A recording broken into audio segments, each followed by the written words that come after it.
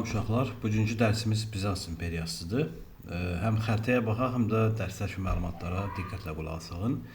Bizans imperiyası 395-1453-cü ildə mövcud olmuş imperiyadır. Roma imperiyasının 395-ci ildə parçalanma səhifəsində Şərqi Roma ərazisində yaranan dövlətdir. Bir adı da Şərqi Roma imperiyası idi. Bizans imperiyasının iqtisadi inkişafı haqqında məlumat verək. Ərazisi ilk dövrlərdə 3 qitədə, yəni Asiya, Afrika və Avropa ərazisində yerləşirdi. Xalqların böyük köçü nəticəsində ərazinin çox hissəsini itirdi, lakin varlığını qoruyub saxladı. Əhalisinin çoxu Yunanlar olduğu üçün Yunan dili dövlət dilinə çevrildi və paytaxtda ən böyük şəhər isə Qırmızı Körpü adlandıran Konstantinopol şəhəri idi. Bax, xəritədə sizə göstərəcəm bu şəhər, yəni indiki İstanbul şəhəri idi. Daha sonra Aralıq dənizindən Qara dənizə, şərqdən qərbə, Çindən Avropaya gedən böyük İpək yolu və Afrikadan Avropaya gedən ticarət yolları kəsişməsində yerləşirdi. Əlverişli coğrafi mövqeyi və ticarət və sənətkarlığın inkişafına şərait yaradırdı. Zərgərlik məmulatları, silah, şüşə, ipək, müxtəlif ağac məmulatları məşhur idi. Dövlətin qızıl pulu Afrika, Avropa, Asiya ölkələrində istifadə olunurdu. 1000-dən çox şəhər olduğu üçün şəhərlər ölkəsi adlanırdı. İqtisadi cəhətdən ən güclü ərazisi şərq əyalətləridir. Bu ərazilər barbar tayfaların hücumuna məruz qalmamışdı. İndi idarə etmə sisteminə baxaq. Dövlətin başçısında mütləq hakimiyyətə malik imperator dururdu və o orduya rəhbərlik edirdi, qanun verir, ali hakim rolunu oynayırdı. Ölkədə kilsənin başçısı sayıldı və bütün xristian dünyasının yeganə qanun hakimi kimi çıxış edirdi və xarici dövlətlərlə əlaqələr qururdu. Hətta onların bacarıqlı diplomat olduğunu biz buradan görəcəyik ki, Bizans imperatorları barbar tayfalarından olan qonşularını qərbə yönəltməyə nail oldular. Ölkənin ərazisində məskunlaşan Qotlar, Slavyanlar və digər tayfalar isə müttəfiq mövqeyindən çıxaraq dövlətin siyasi quruluşuna təsir etmədilər. İndi Bizansın qızıl dövrünə baxaq, yəni Üstünyan dövrünə baxaq, Üstünyan dövrünə nəzər salaq. Deməli, Qızıl əsr adlanırdı həmin dövr. 527 və 565-ci ildə hakimiyyətdə olmuşdur. Şərqi Roma imperiyasının qüdrətli çağları İmperator Üstünyan dövrünə aiddir. Onun daxili siyasətini nəzər salsaq, müqəddəs Sofiya məbədi inşa edildi. Bizansın qızıl rəmzi və qızıl rəmzinə çevrildi bu məbədi inşa olundan sonra. Üstünyan məcəlləsi qəbul olundu. Orta əsrlərdə Avropada Roma hüquqları əsasında mənbəyi kimi qaldı. Orta əsrlərdə İmperatorun qeyri-məhdud hakimiyyəti, dövlət və kilsə möhkəm ittifaq təsdiqləndi. Bütün xristian təbəələri sosial və etnik məişətindən asılı olmayaraq bərabər hüquqlu idi. Hər kəs ali məhkəmə orqanlarına müraciət etmək və torpaq mülkiyyəti hüququ var idi. Xarici siyasətinə nəzər salsaq, əsas məqsəd Qərbi Roma imperiyasının sərhədlərini bərpa etmək idi. Qədim Roma, qərbi deyirəm, Qədim Roma imperiyasının sərhədlərini bərpa etmək idi. Şimali Afrikada Vandar krallığını işğal etdi. Yəni bu əraziləri işğal etdi. Üstünyan dövründə bu ərazilər işğal olundu.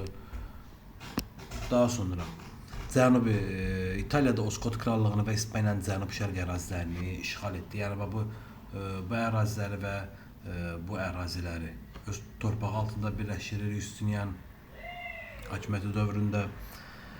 Daha sonra 532-ci ildə şərqdəki rəqibi Sassanilərlə müqavilə imzadı və şərqdə Sassani dövləti müharibəyə son qoyuldu.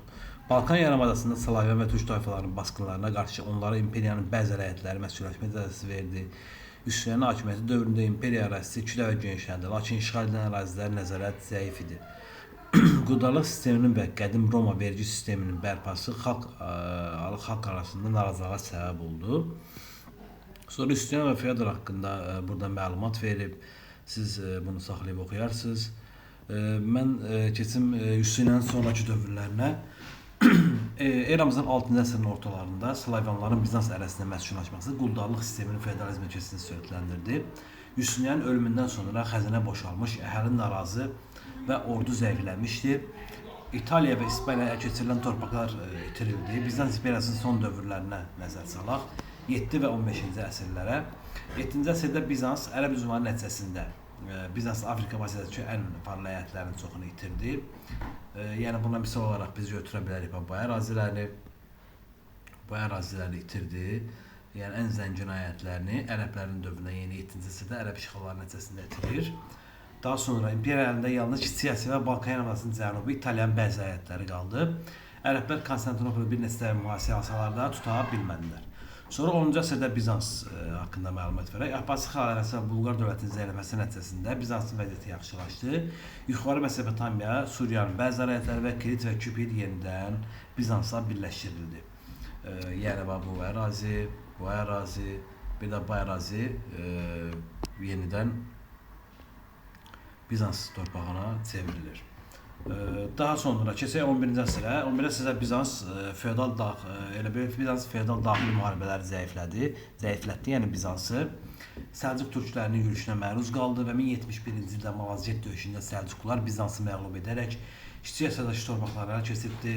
Bizans Səlcuq hücumlarını qarşısı almaq üçün Roma papasına müraciət etdi. Xaçı yürüşlər təşkil olundu, lakin bu yürüşlər Səlcuq təzyiqini yalnız müvəqqəti azaltdı.